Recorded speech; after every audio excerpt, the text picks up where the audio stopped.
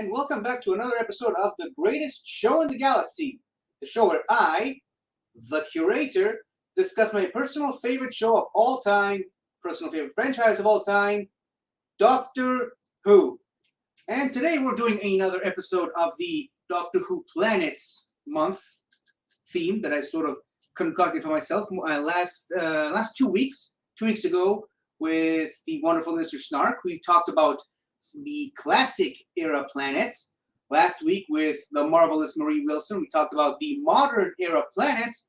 Today, we'll be going into some more obscure realms of the Doctor Who canon, if you can even call it canon. We got some audios, some comics, and a few more surprises down the road. But as per usual, as per has been the case for the past month and a half-ish, I am not doing this alone. I have a very special guest, and this is a person I just really enjoy talking to.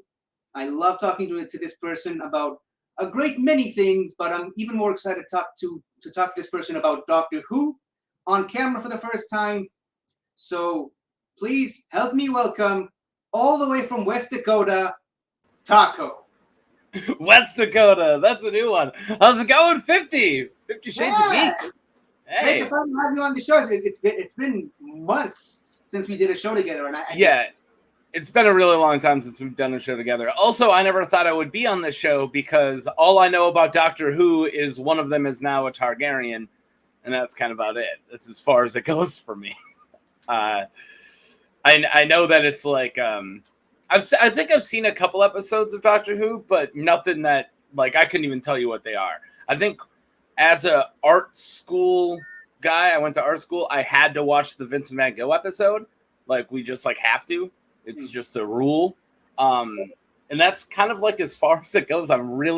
This is one of the nerdums that is super not in my wheelhouse. Well, we'll see if that's still the case after today. And fun fact, Van Gogh was my favorite painter in high school when I studied art for my high school exam. Then they made a Doctor Who episode about him. So yeah, a really sad one. Really like a tearjerker one. It was a happy sad one. Yeah, happy sad. Yeah. Giving somebody who had a tragic life and a tragic ending a happy ending. I wish that you could just do it in real life. Like honestly, like that episode just made me be like, I wish this wasn't a show. I wish we could actually give him, one moment of happiness in his really, really tortured life. But yeah, and that's why that episode is such a major tearjerker. You can't watch that episode without crying. And Tony Curran really nailed that emotion of Van Gogh, especially in that scene. Yeah, but we're not going to talk about just one episode of Doctor Who because that will be lame. We're talking about multiple stuff in Doctor Who, starting, of course, with our happy birthday section with the from the week of the 13th till 19th of September, which the 19th is when this episode is supposed to be uploaded, unless, of course, Soda has one of his meltdowns again, which, thankfully, last week he did not have. So toss the guy under the bus when he's not here to defend himself. 50, come on. Yeah, you do it to him in person too. So. Oh, that's true. Yeah, as long as you punch somebody in the face, you can punch him in the back. It's fine. Yeah, make sure to cover all the areas. Yeah, that's fair. It's like making a hamburger. You gotta flip it. Make sure it's well done. Yeah, good point. You a big burger guy? I love burgers. I'm a smash burger guy. I smash my burgers. All right, let's do this. So we're going to explore planets, ? I know nothing about what we're doing, only from what I learned in the intro. So I'm exactly where the audience is at. Which is part of the fun. But like I said, first we got to get through the birthday section. Oh, yeah, sorry. It's a really small one, really, really short. Some of these I don't even have images for, which I suppose it's a bit of a help. So on September 13th, we have Max J. Rosenberg. He was the producer of both of the Peter Cushing Dalek movies back in the 60s. No image for that. On September 14th, we have Jenny T. Colgan. She's a writer on various different Big Finish products, but by the Big Finish is the company that produces the majority of Doctor Who audio episodes, and she did a lot of stuff over there. Again, sadly, no picture. Now, for our first picture person, we have on the 15th of September, Fadi El Sayad. Really hope I'm pronouncing the name correctly. He played the character of Ram in the spin-off show Class. He also obviously reprised the role of Ram, the football player on Big Finish. And by the way, that's real football, not that American thing that Americans think that is called football. On the 15th, we have Colin McFarlane.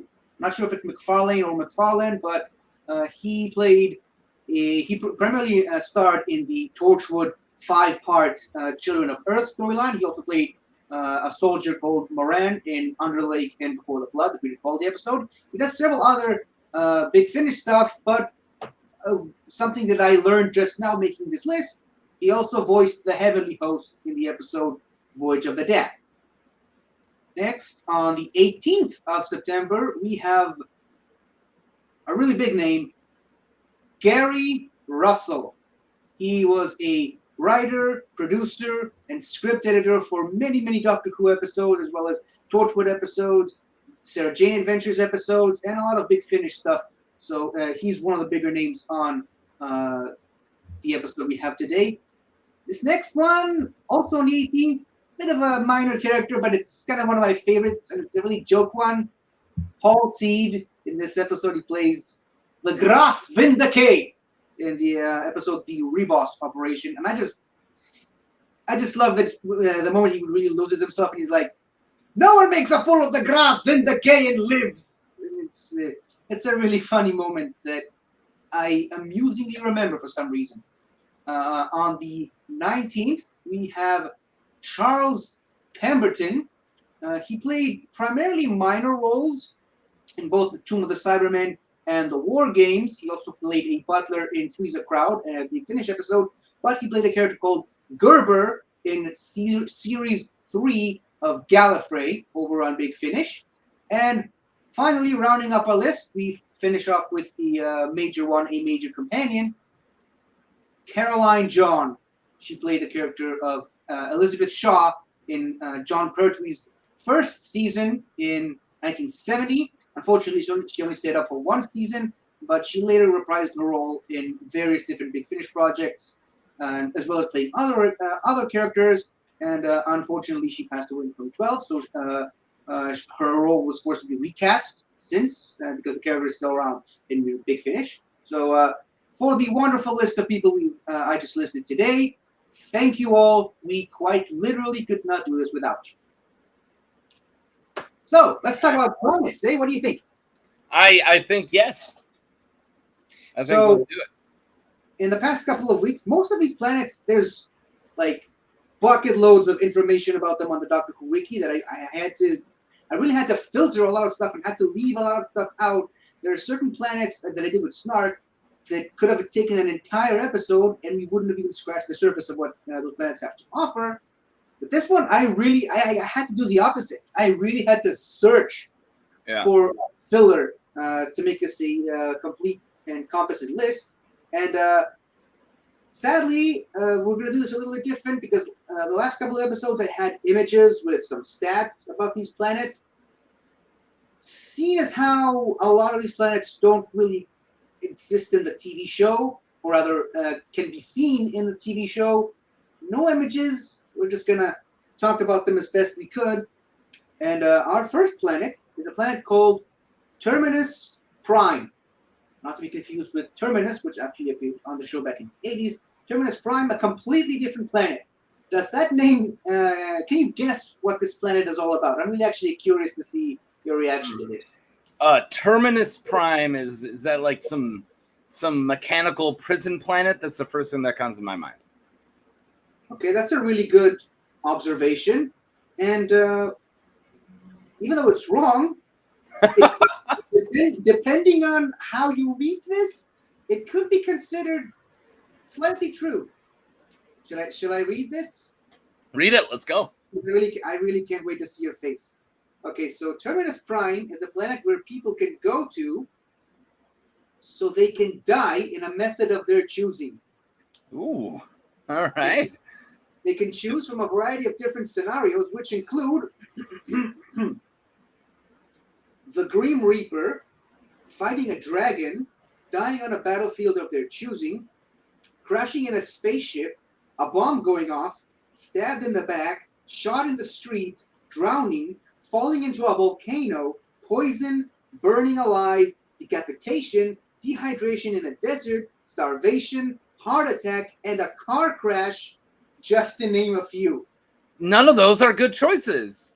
I didn't hear dying during lovemaking at all in that. That would be the only choice. Because it's mostly a PG franchise. I said lovemaking. They didn't I guess say you it, could say but coitus. it's a possibility. It is a possibility. You said and others, and if that is like the main other, that gets chose more than anything else. I said just to name a few. And, Yeah. Hold on, just to name a few. If a customer is unsatisfied from the selection of different scenarios that the company has to offer, they are allowed to create their own method of demise at an extra fee. Naturally. All right. In which case, they can create an entirely new scenario from scratch. They're allowed to choose the location, time of day, weather, circumstances, executioner, supporting characters, method of death, instrument of their demise, and even the dialogue. There you go. When choosing an existing scenario, they are given a script that they must follow. In certain cases, if you don't follow the script that you're supposed to say before you die, all the other characters just stop and wait for you to say what you have to say before killing you. I think that the particular episode in question, it opens with the Grim Reaper with his scythe about to cut this guy's head off, and the guy's like having second thought. He's like, dude, you got to say the line. I can't kill you unless you say the line. So there's no improv in that show. Yeah, nope. You got to stick to the script, even if it's a script that you wrote and decided to rewrite on the spot while you were making it. Where was I? They are allowed to make changes to the script as well as to the entire scenario for an additional fee. Any new scenario created by new customers, as well as changes to existing ones, are immediately documented in the system database and can be used at any time by new customers. Here's really the killer. After a customer has signed their own contract of termination, it becomes a legally binding contract, meaning they can never break their contract with the company. So if you change your mind halfway through, after you sign, you're dead. Like there's no going back after that. Once you've signed, you have to die. To ensure this, a person who signed their contract is sent back in time 24 hours. So in a case of change of heart, you can't breach a contract you haven't signed yet, and the management can claim complete anonymity. So bureaucracy at its worst. It's like euthanasia of the planet. You a fan of Monty Python and Flying Circus or Monty Python, Monty Python? I haven't seen everything that they've done, but I am a fan. Have you seen Meaning of Life? I've seen parts of it. All right, Meaning of Life's my favorite, but there is a bit where a guy is being corporal punishment, like killed by the state, and he got to choose the manner of his own death. So that's what made me think of that, because it's literally what this planet is. But he is chased off the cliff by 30 topless women until he falls into his grave. That's that. So, I mean, there you go. That's not the PG version, because that's Monty Python. But yeah, at some point during the episode, they mentioned that the reason they do this is to let people. I mean, if you always wanted to die a hero, you can do that. If you always wanted, not to get too heavy, but every human being dies. It's something that we all do, and there isn't many pleasant deaths. There just isn't. So if you feel like you've like completely succeeded in life, I wouldn't mind like a die in my sleep. Like, can I go and get one of those? Like, I've been retired for 10 years. I already drove around. I've seen every, whatever that I am interested in. It's time to go. Like, I almost don't mind it as an idea, but yeah. And then it's all quirky and goofy because they have to follow the script. Yeah, and that dying in your sleep is an option, but the company doesn't like to do that because it's boring. And there's no script. Yeah. They gotta pay the actors who execute people and be supporting characters. Yeah, I guess. And like you said, dying is something that we all eventually have to do. Mm-hmm. It would be a good idea to have at least some control over how you go. That's really why people do that, and it's mainly for people who are really determined to commit suicide, but they want to do it their own way. And it sort of calls for real world stuff. Like there's a company in Switzerland, I believe, that really just helps people commit suicide in Canada too. That was like a really big deal. Just recently, I heard in the news of like a euthanasia company that has been getting sued or whatever. But yeah, you have to do a lot of stuff, like pass a lot of different background things. But if bureaucracy, like I said. Yeah. Well, there's a very, very, very thin line between euthanasia and murder. So I completely agree. If bureaucracy needs to exist anywhere, it should exist there. And you should be asked, are you sure, about 1,000 times? And you should have to do a lot of paperwork, because if it was just on a whim, 2 days later, you might not have the blues anymore. This is a heavy topic. I can't believe we're doing this. This is fun. And this is how we start the episode. I'm only really familiar with the Switzerland company because a couple of years ago, I remember it was in the news, like this really famous, legendary Israeli radio personality decided that he outlived his own usefulness, and he did it. He went to Switzerland to that company. They did it all in secret, in a way that they notified his family only after he's taken the pill. So, wow, I only knew about the Canada one because they came up on. I follow a certain news show on YouTube, and that was brought up. I don't know, probably 2 or 3 months ago. Yeah, that's all I know about it. I haven't tried to get a hold of them, so. I like my life a lot. I'm happy to hear that. I'm really happy to hear that. And before we move on, here is the picture of the episode itself. So you can kind of see some of the different scenarios. There's like a volcano, the Grim Reaper, the laser side. I was just going to say a laser side. That's awesome. The scythe. Yeah. I was going to go into some story detail as to why that planet is relevant, but we are a bit on a tight schedule, so I won't bore you with it. Laser sights are for reaping really high-tech wheat.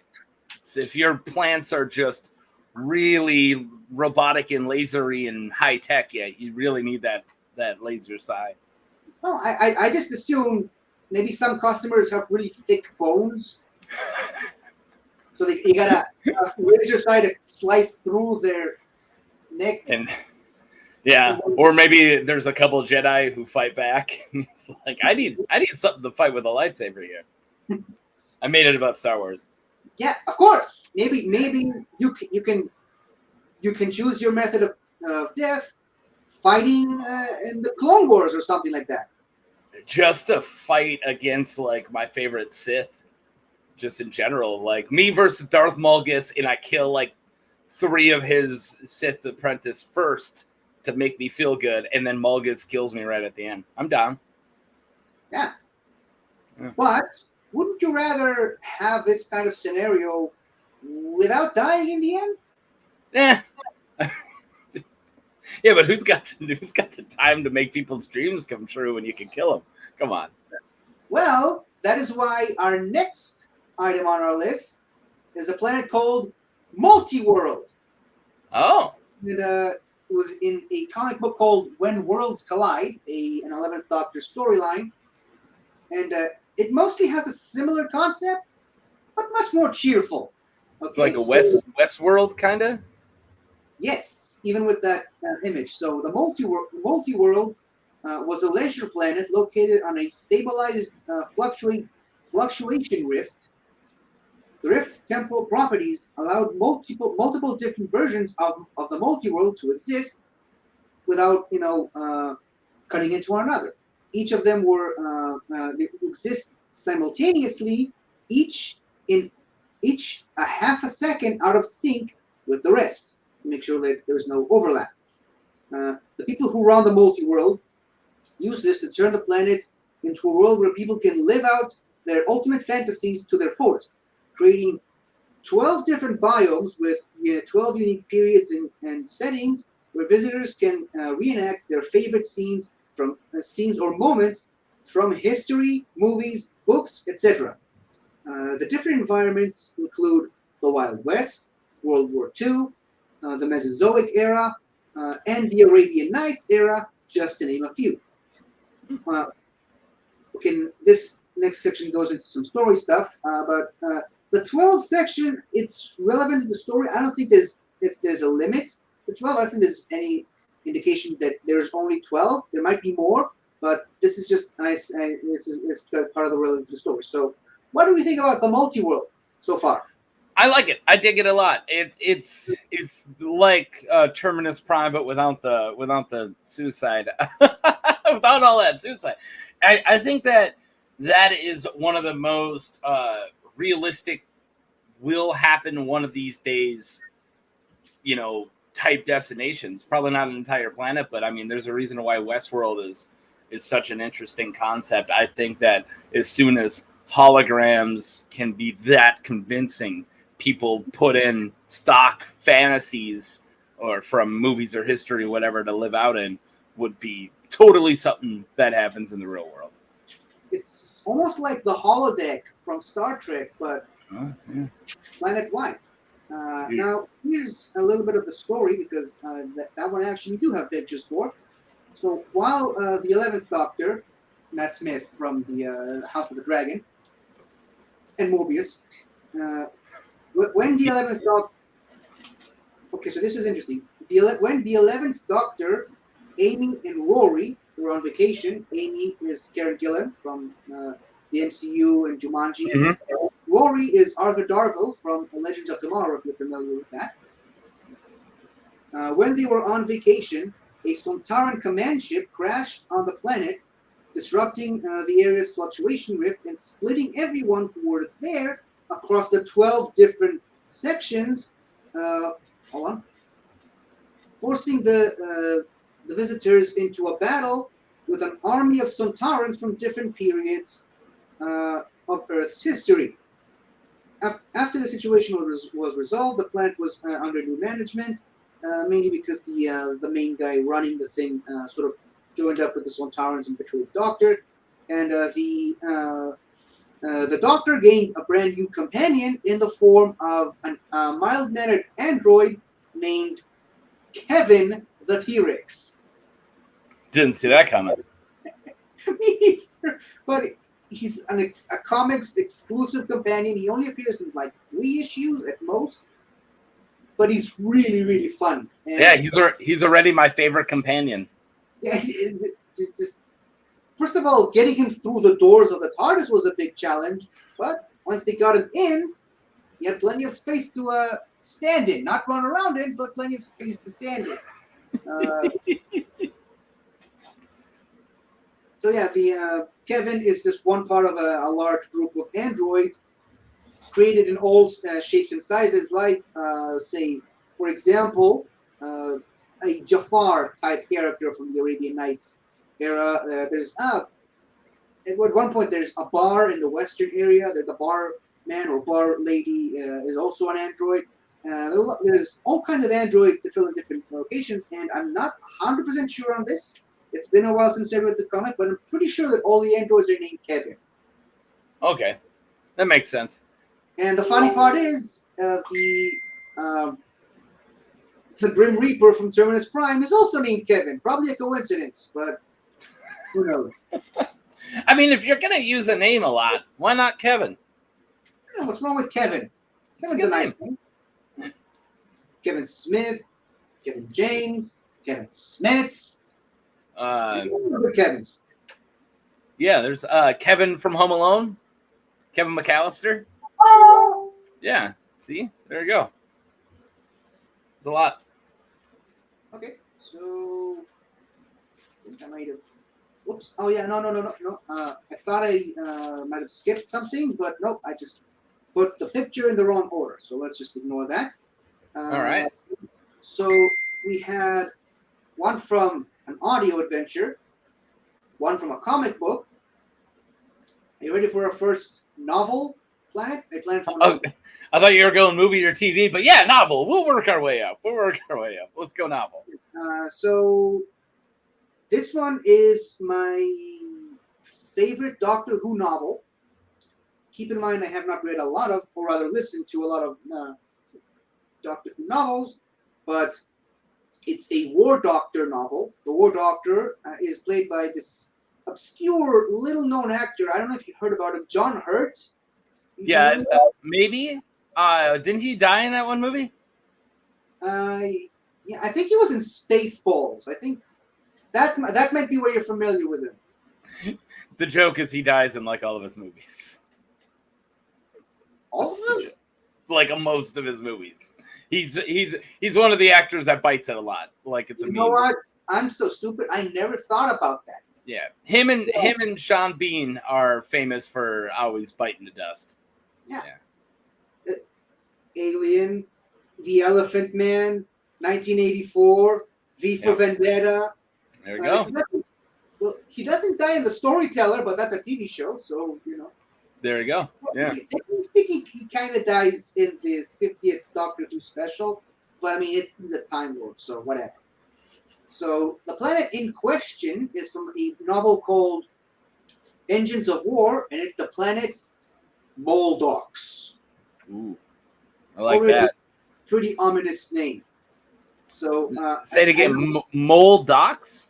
Moldox. Moldox. Moldox. I like it, and it's a John Hurtis doctor in this. Yeah, in the novel. Is he just like a movie doctor and like, or was he actually on the TV show as a doctor for a while? He was brought in for the 50th anniversary TV special, and then they later used him for other material. He did one of the last few things he did was he played the Doctor on audio for 12 episodes. Okay, all right, but he's never like had like a big long season run. He's kind of like here and there. I mean, again, unless you count the audio as a season, no, he was just brought in for like 5 minutes at the end of a season finale and like an entire special. All right, cool. Now I might have done a bit of an oopsie and jumped the gun with showing you that picture, but let's try to work past that. So first of all, Moldox. Finally, some stats on a planet: location, the Tantalus Spiral, natives, humans, and Daleks. We'll get into why in just a minute. So Moldox was one of several planets located in the Tantalus Spiral, a region of space.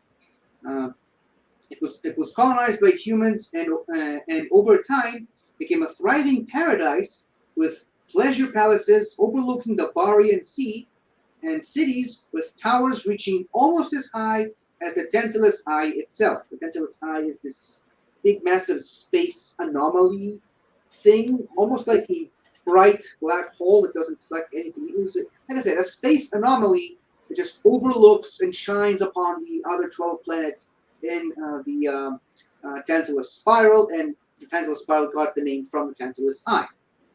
So, yeah, like I said, the center of human life in its sector, Moldox became a utopia for new and exotic people under the governing of Jocelyn Harris. Under the governing of Jocelyn Harris, it was a thriving paradise, and then it all went to shit, basically, as things normally tend to do in the Doctor Who universe. So when the last great Time War reached that area of space-time, the Tantalus Spiral became a crucial target for the Daleks' Eternity Circle, these guys right here, the Dalek Eternity Circle. Jocelyn Harris surrendered the planet without so much as an argument. That's her right there, being treated by the Dalek Eternity Circle.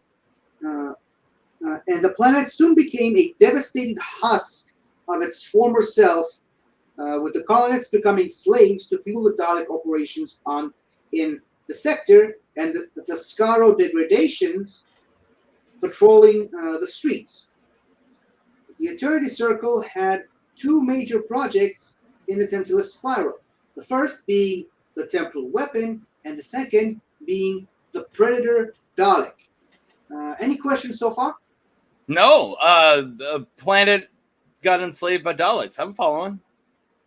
Okay, so the Dalek Temple weapon is a weapon originally fitted to individual Daleks that, when fired upon an individual, it would erase them from history completely, and yet somehow leaving the timeline intact. So, for example, I don't want to use you as an example, but if a Dalek fired, okay, so if a Dalek fired on you, you never would have been born, and yet somehow all the people that knew you would immediately forget about you, and yet somehow your daughter would still be born. That's what the temporal weapon does. It keeps the entire timeline as it is. It just erases one person. That's terrifying.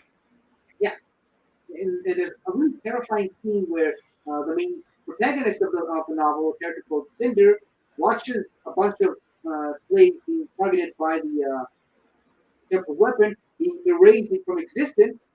And then after a second, she's like, wait, what did I just see? Well, I think something just happened. I just can't remember what it is. And why am I crying? What is happening here? At one point, one of those things is used on her childhood friend, and she immediately forgets about it. And obviously only Time Lords and Time Sensitives are immune to that effect. They can remember the people that were hit by this weapon and got erased. Now, the big major plan that the Daleks had for the Dalek temporal weapon was to build a giant one made up of several planets in the temporal spiral, turning it into a cannon that can not only erase entire planets from history, which they plan to use on Gallifrey, the home planet of the Time Lords, their main adversary in the Time War, so that they can erase the Time Lords from ever having existed, therefore winning the war. And yet again, somehow, time itself would not be altered in any way, shape, or form. The second project that I mentioned is the Predator Dalek. The Predator Dalek is a red-colored Dalek, slightly larger than a normal Dalek, which the Eternity Circle had planned to eventually capture the War Doctor and place him inside the Dalek itself, and have him turn into the Predator Dalek itself, and coordinate their forces on the battlefield from there. Their plan was to take their greatest enemy and turn him into their greatest asset, essentially their leader and commander in the remaining Time War, should the possibility of the temporal weapon failing or backfiring on them. And the reason it's called the Predator Dalek is because the Doctor has been fighting Daleks for pretty much all of his lives at this point, that they've gone and considered himself the Predator of the Dalek. That is the nickname that they gave him, and it's been used several times throughout the novel itself. So these are the two main projects. There's a few more things you have to cover. It's the most detailed planet on today's list, in case you were wondering. So, anything else you want to get out of the system before we move on with this planet?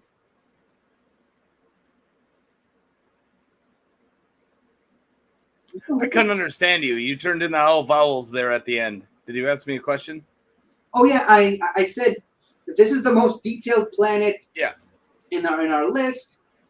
So I just asked you, is there anything else you want to talk about before we? No. I so far this seems really grand and insane just for a couple novels. Like they got a bunch of planets together that like knock a planet out of all existence against all the Time Lords. Like, this seems like some real, like, end of a season stuff more than just like a couple novels. So it sounds pretty crazy. Technically speaking, if you were to take the War Doctor's timeline and try your best attempt at forming all of the different stories from comics, audios, etc., into seasons of a show, this would be the penultimate episode. The final episode would be the 50th special that the character was introduced in. All right. So it's a really big, major setup for the finale, the final act of the Time War, sorta. So after the Daleks successfully turned part of the Tantalus Spiral into a massive temporal weapon that can wipe out entire planets out of existence, the Time Lord War Council decided to use the Tear of Aisha to close the Tantalus Eye and wipe out the Daleks first, before the Daleks had a chance to do it to them. The Tear of Aisha is a stellar weapon that can basically is specifically designed to collapse black holes. It was originally stored in the Omega Arsenal, which is a repository for all the banned weapons and technology that the Time Lords have cultivated over the years. And basically, the reason that those weapons are banned is because the term weapons of mass destruction is too small of a term for some of the stuff that's in that vault. Like, weapons of mass destruction, what? They can kill thousands, maybe tens of thousands. These are weapons that can wipe out trillions of lives.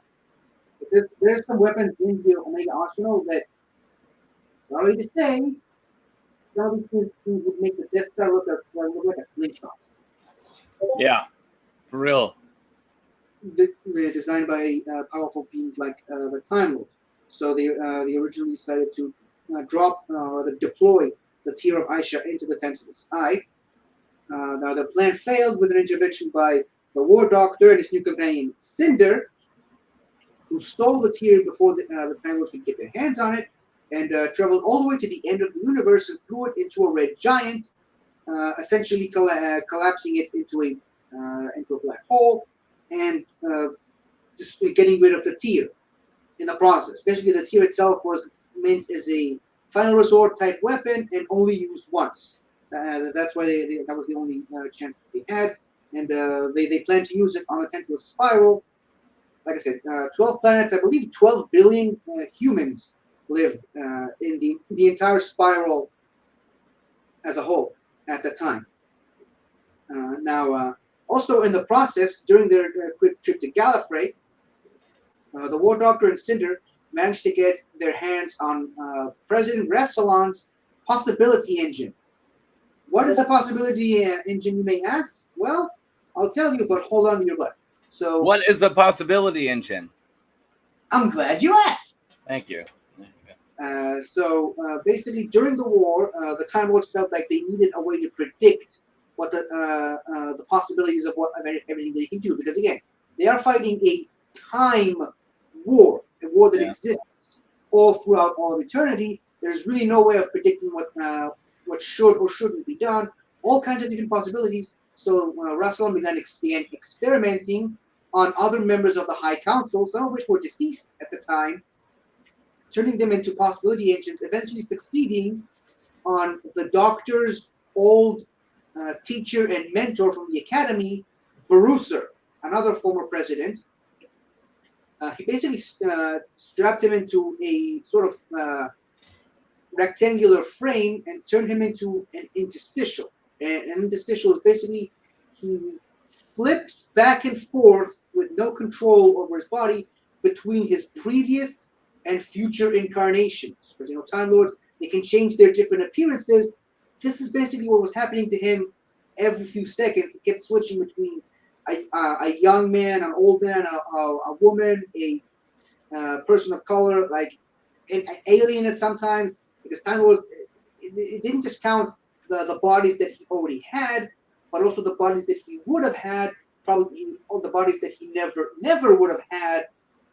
Every single possibility. That's why it's called the possibility engine, and that's why he could see the past, future, and present, and what should be, what shouldn't be, what happened, what didn't happen, everything all at once. So that's why he was the perfect, almost crystal ball type device to detect what's going to happen and what's not going to happen. The Doctor also stole Barusa attached to the continuity engine, took him back to the Tantalus spiral, and threw him into the Tantalus eye, instructing him to wipe out all the Daleks in the sector, essentially ending the Dalek occupation in the area, and yet somehow all the devastation in the area still remained. Unfortunately, during this mission, Doctor's companion Cinder was shot by another Time Lord called Karlax and died in the Doctor's arms. Once the Dalek occupation on the Tantalus spiral was over, the War Doctor took the remains of Cinder back to her homestead and buried her alongside her parents and her brother. And this is where he declared the immortal words, "No more," which was the moment he decided to end the war after everything had happened. Wow. It's some heavy stuff. Yeah, I was about to do the Marty McFly line. Whoa, Doc, this is heavy. Yeah, for real, that is heavy. I kind of like the Doctor who is like he's unstuck in all the different realities, and he's like changing his forms of all his different times. It reminds me a lot of, you ever read Slaughter? What's the name of it? Oh my God, Slaughterhouse 9, the Kurt Vonnegut with the Tralfamadorians, Slaughterhouse 5. Oh, I remember the Tralfamadorians. Yeah, from the Alien game, but I haven't read that. But yeah, so the main character in that is unstuck in time. Slaughterhouse 5. I'm having a brain fart. He's unstuck in time, so he is flipping back and forth in the timeline, not in his body. So it's a little, but Tralfamadorians themselves see everything at once. You know, they live their entire like immortal lives in one split second. Like they've seen the end and whatever. Like, you know, it's time is a flat circle for them. And that's what that all made me think of. Like the way that guy was experiencing things makes me think of how Tralfamadorians experience things, because they have seen a Tralfamadorian end the entire galaxy or universe. They destroy the universe by testing this like device that failed, misfired, and blew up the whole universe. So then the human says to a Tralfamadorian, if you guys know that he's going to destroy the universe, why don't you prevent him from hitting the button? And they're like, he already hit it. He's hitting it now. He's forever hitting it. Like, you can't not do it, you know? And that's what that just made me think of that, like experiencing the entire timeline at once, you know? It's awesome. Whenever you get in these conversations about the nature of time, you really start to realize how much we don't know about time. And yeah, absolutely. Seconds, minutes, hours, that's just the way we interpreted it. That's our interpretation of it. Really, when it all comes down to it, our perception of time really comes from gravity. Yep, absolutely. Around the sun. But in other areas, people experience time in a different way. And that's why, especially in a show like Doctor Who, it's so unique how they test it. Because a lot of times when you see time travel in movies and TV shows, they mostly follow a linear path. If you do this, you can't do that. And that's why I love stuff like Doctor Who, where the famous line that he always says, time is always in flux. Yeah. Yeah. And I just want to say something else about time. Oh yeah, quick minor detour. In one of the audio spin-offs, there's like these species that experience time differently from everyone else, but the main catch is every once in a while they experience it differently. Like on any given day, they could be experiencing time 5 hours 5 hours in a delay, and on any given other day they could be experiencing it 3 minutes ahead of everybody else. So there's a funny, and it's a good thing it's on audio, because how the hell do you put that to film? But there's this moment where this guy is having a conversation with this guy, and they were in the middle of a trial. And he needs evidence to support his case in the trial. He's asking him questions, and the guy's having a conversation with the guy from his hotel room about 5 hours ago, talking about towels. Like, he's asking him questions relevant to the trial, and he's talking about his smooth skin and how he just took a bath. And then they have to remember to come back to this person 5 hours later to hear the answers to the question that they asked him earlier. That's funny. It's really hilarious. So, next planet, the penultimate planet, I should say. Planet with an incredibly simple name. Zom. Zom? Zom. Zom. Z-O-M. All right. Because when Marie Wilson was on the show a couple of weeks ago, I immediately dropped the bomb on her of one of the most complicated names in Doctor Who. Planet called Raxacoricophalopatorius. Yeah, it's a little complicated. Yeah, so... Can I pretend like I understood what you said and try to say it? Rexatorius Slamacorius. It does actually sound a little similar to Troutophanagorius. Yeah, kind of. Yeah. And the last episode, she can tell you I was struggling to pronounce one of the creatures who lived on the planet, Paradescaliophatraxius beasts. Yeah, no, I don't know why you struggle with that. Paradescaliophatraxius beast. I struggled then, but now I can nail it out of the park anytime I want to say the name Paradescaliophatraxius beasts. Anyway, so Zom, a low-gravity swamp-filled planet. It was home to the sprawling city of Zombos. The population of some 20 million human-like beings. Once, long ago, the people of Zombos were violent criminals until the Brains Trust... Ooh, nice. It looked like. The Brains Trust decided that emotions were the cause of people's violent tendencies. The entire population had their emotions removed, and had cranial sockets fitted into the back of their skulls at birth. After the whole population started doing it at birth, which directly linked them to a device called the Harmonizer, which immediately removes all emotions from a person's mind, and also monitors every single living human on the planet Zom, in the city of Zombos. The population were sorted into family groups consisting of one male and one female, an A and a B. It was signed numbers. Can't quite remember like a long number and A, or the same exact number but B. The male and the male and female. And if they were permitted, they were allowed to proceed to procreate with the limit of one offspring per family group. Pretty sure I might have made that part up. I vaguely remember that from the comic, but it does fit with the scenario itself. Because how else would they continue to exist? Citizens were closely monitored and were ordered to submit to mandatory examinations to check if they had displayed any emotions in recent memory. If so, they would submit themselves to be reduced to fertilizer. Where is it? Outside the city's limits were fully mechanized agricultural lands used to grow crack wheat, which is where the fertilizer made from humans would be. Oh, okay. All right. Crack wheat? Crack wheat. Okay.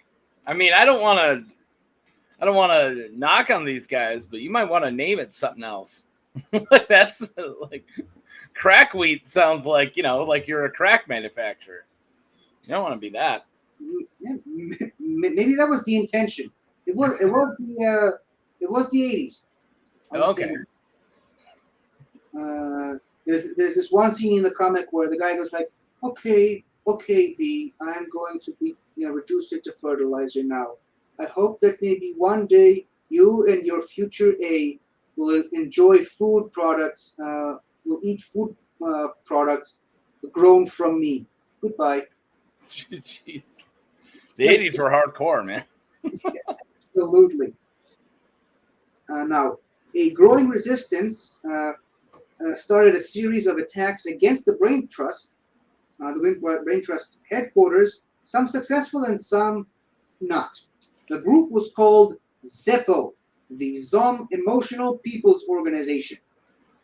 And its members, this is the fun part, its members included Hope, Half Duffed, Slightly Angry, Fairly Angry, and Very Angry, Freddie Feelgood, Will to Live, Need to Know, Nervous, Humble, Silly, and Mournful. There were probably more, but these are the ones that actually were listed on the wiki. They're pretty cool. I like them. When the Fourth Doctor landed on the planet and displayed a wide range of emotions, every single one of the members that I just mentioned only had one emotion per person. The Doctor, obviously, being having as wide a range of emotions as the colors on his scarf. Yeah, this is the Scarf Doctor. Yeah, this is the Bendu from Star Wars Rebels. Yeah. So they granted him the name of the Great Emoter, as a prophecy foretold. He led them during a time when the radical leader, Big Hate, infested the entire city with the blood bugs known as the Barabara or Barabara. It's a comic. I don't know how to pronounce that. Basically, these guys just strip the flesh off your bones, leaving you completely a bare, clean skeleton with no hint that there was ever any flesh, blood, or internal organs on the body. Yuck. And they just stripped an entire section of the scene bare until the Doctor discovered that they were deathly allergic to adrenaline, which is produced by emotions, which is how the Doctor came to the great idea of destroying the harmonizer, reversing this process, and giving people their emotions back, making them effectively immune to the effects of the Barabara. And once that was done, the Fourth Doctor, as he usually tends to do, left the organization ZEPO in charge of what remains of the planet, and hopefully led them to a brighter future. All right. Any notes? Anything to add before we go? No, but I guess my one comment is all of the like weird emotion guys. I kind of want them to be like an Avengers superhero gang based on one, like, so what they look like, and like based on one emotion each. If I run a superhero game again, I think I'm gonna do that. They're gonna run into 5 people who are all 5 different emotions. Yeah, I like it. Almost like the emotions from Inside Out.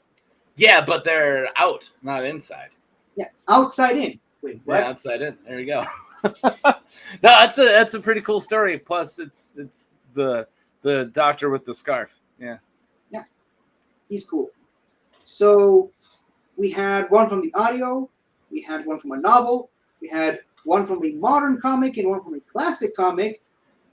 Our final one. The TV show? Not quite. Oh my god.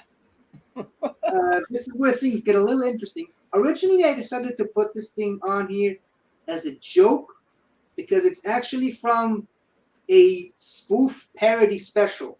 Nice. Well, I guess we're going obscure, so there's no TV show ones when we're going this obscure. Yeah, the first week of each month, I only do classic series stuff.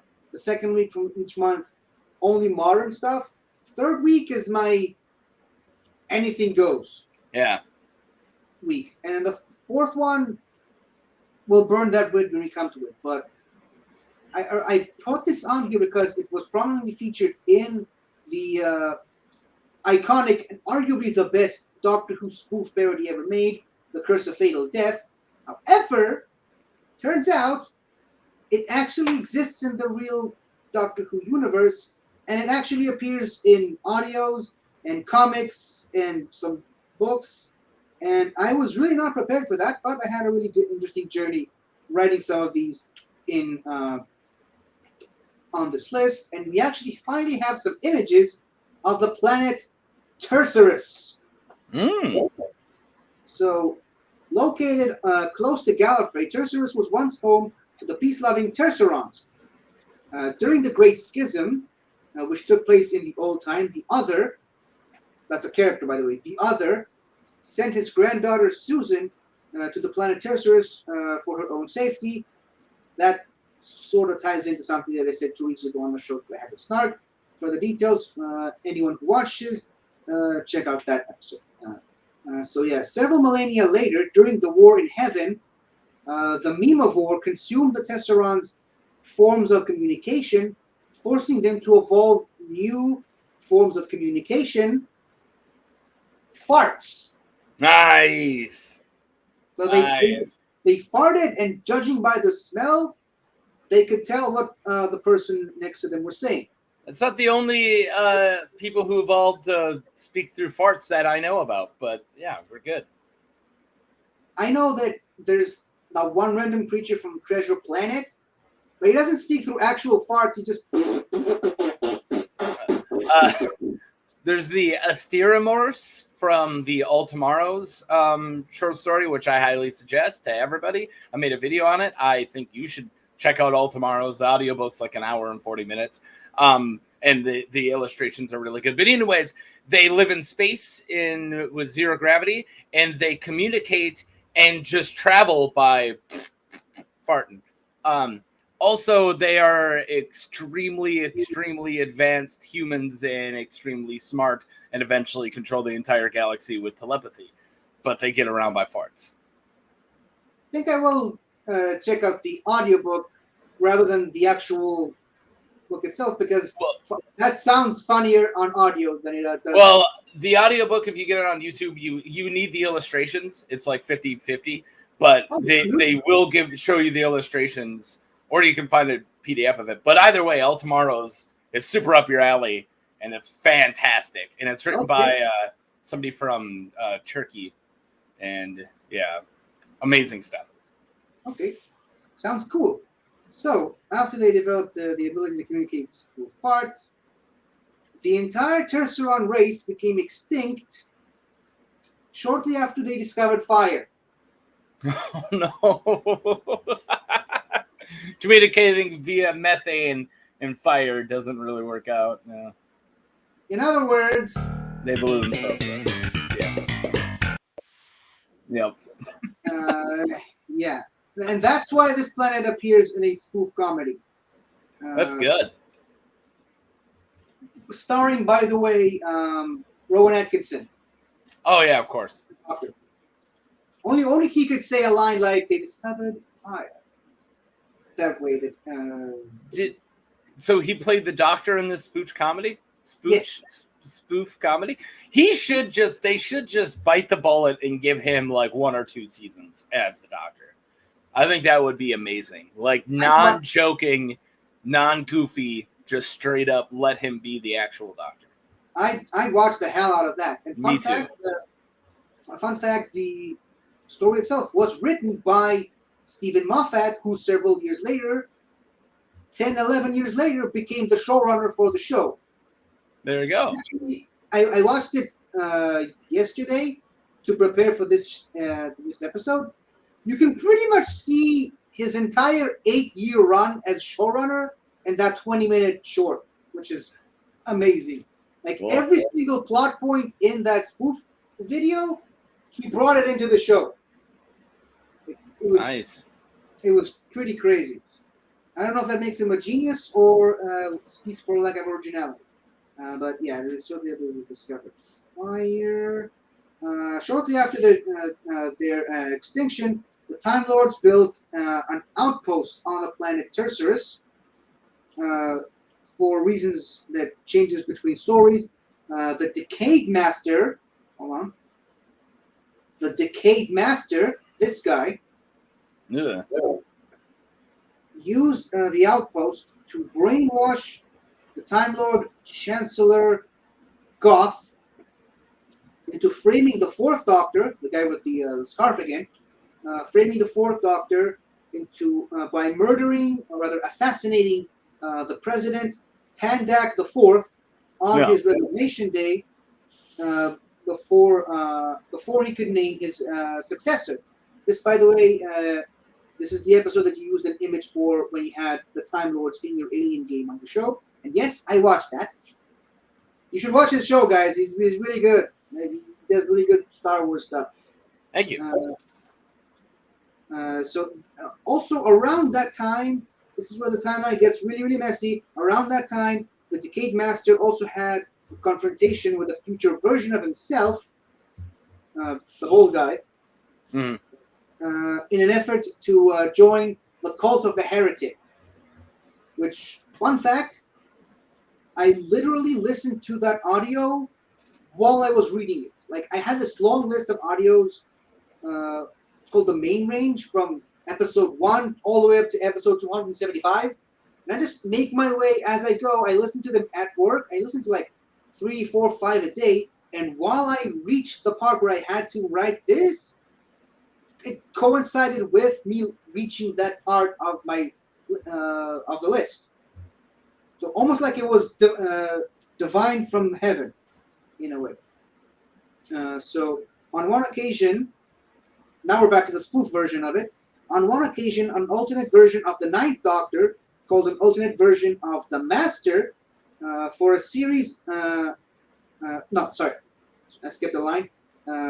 An alternate version of the Master to inform him that he's retiring and getting married, which led to a series of attempts by the two Time Lords to one-up each other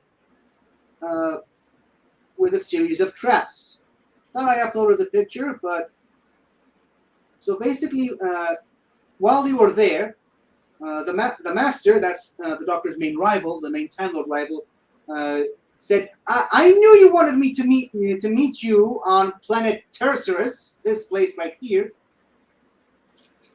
So before we both landed, I would travel back in time and bribe the architect to put a trap for you and your companion. Say hello to the Spikes of Doom." And the wall literally turns back around, and then the Doctor and his companion just go, "Say hello to the Sofa of Reasonable Comfort." Oh, there you go. Naturally, I anticipated you're going back in time, so I went back slightly further and bribed the architect first. "Oh, so you think so? Well, I anticipated your anticipation, so I went back even further and bribed him again first." And then the Doctor was like, "Naturally, I anticipated your anticipating my anticipation, so I went back even further." And it just becomes this whole I see where it's going. Yeah. comedic moment. Eventually, that whole series of look, for lack of a better word, dick measuring contest ended with the Master spending 936 years climbing the sewers of Tesserus. He basically put a trapdoor that he accidentally fell through 3 times over. He shows up older every time. He's like, "It took me 312 years to climb out of that sewer." And he dropped them there again. 624 years I climbed out of that sewer. They dropped them in there again. 936 years. Wait for me. Wait for me. It's hilarious, but Yeah, it sounds pretty good. yeah, it ended with an intervention by the Daleks, who, well, that takes place later in the spoof, which no longer takes place on the planet, so we don't care about that. The planet itself had singing stones and clone banks, as well as Atto eels, and Tercerus itself was completely destroyed in 6211 by the Sontarans after deploying a weapon given to them by the Cybermen, a earthquake shock device that blew up the entire planet. So that's everything. Anything All to right. add? No, that all sounds really fun. I was about to type in the private chat that I need to go. I'm getting texts from my wife, but that was great. I really that was a good planet. All the planets were fantastic. Yeah. Yeah, there are so many other planets that I wanted to have on this list and eventually didn't, but that Always time for other shows, right? I mean, there's always always- room to do was them time again. for other shows, but I was going to transition into my intro and say that is a story for another time. So because you have to go, let's get this over really quickly. Thank you. First of all, thank you for coming on to the show. I really enjoyed it. I love talking with you, and I love talking Star Wars with you, but I also love talking other sci-fi related stuff. Yeah, absolutely. It's great to finally have you on a Doctor Who related show.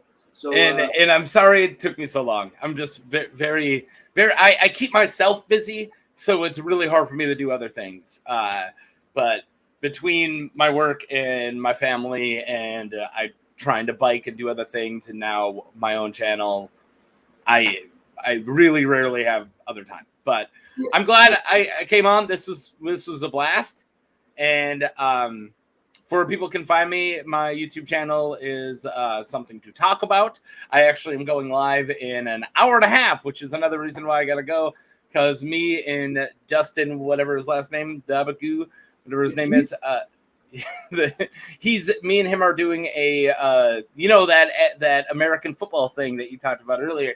We're doing a week 1 Vikings versus Packers. We'll be trying to do every week review for that. Both me and him are Vikings fans, and that starts tonight. And I have an episode of Let's Talk About Star Wars with somebody else who you've been talking about, Murray Wilson. We will be reviewing children's books, Star Wars children's books tomorrow. So yeah, that's it. That's what I got going. If it wasn't at 4 a.m., I'd be watching you guys live every time I could. But, so, yeah, that stinks. Yeah, and again, thank you for having me on the show. Thank you for connecting me with Murray Wilson, to have her on the show. And we will have both of you guys on the show and more episodes in the future. As far as myself, you can find me every Monday doing this show, every Saturday on the Modern Countdown with Soda and Ben. Soda and Ben also have their own show on this channel called Rewind the Tape. Soda has another show on this channel called The Squared Slice. We talks mainly about wrestling, and he also talks about wrestling over on the Let's Get Pinned Network in a show called The Blokes of Wrestling. Ben has his own YouTube channel called The Multiverse of Geekdom. He does so many other shows that I'm not going to name them all.